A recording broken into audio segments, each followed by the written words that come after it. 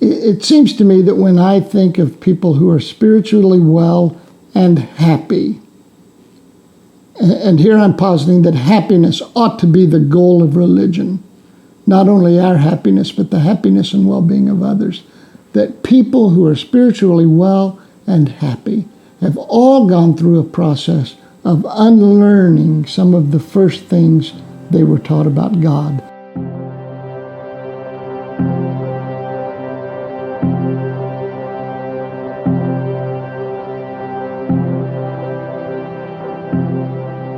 My name is Phil Gulley. I live in Danville, about 20 miles west of Indianapolis.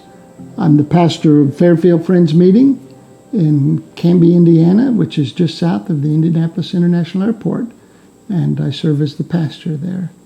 I also write books. First was the belief that there was a one true church, and that somehow this human institution, a human institution, had somehow became the only legitimate community in which folks could gather and worship and learn and grow together. So I had to unlearn that there was a true church. And the other thing that I had to unlearn was what I learned and were called the Omnis. That is, God is omnipotent, God is omniscient, God is omnipowerful, all-powerful, which lasted for a long time until I grew old enough to start having bad things happen to people I loved. And these were people of faith, wonderful people. And it became impossible for me to sustain the belief that God was both all-loving and all-powerful and all-knowing. I just could not continue in that belief. And once I released that, I liked God a lot more. Before I began unlearning God, unlearning the first things I was taught about God, I would have moments in my life when I was very angry at God because the world seemed to me to be a very unfair place, and it is unfair. But the reason for that, I had convinced myself that the reason for that was because of God's failure to act. And when you see evil, and when you believe that is a consequence of God's failure to act, it is very difficult to be in any kind to sustain any kind of relationship with God, because you just have this spiritual resentment. When you no longer have that need,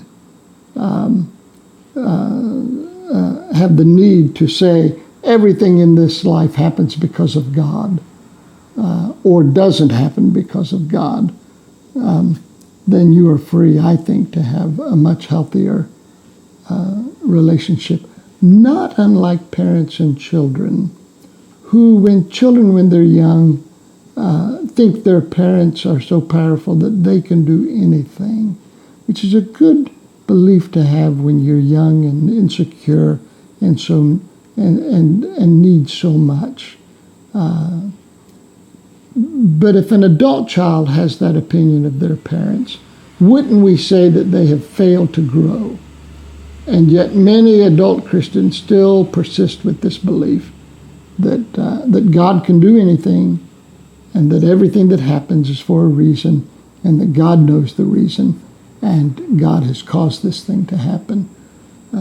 I think that is a patently unhealthy view of the power and personality of God.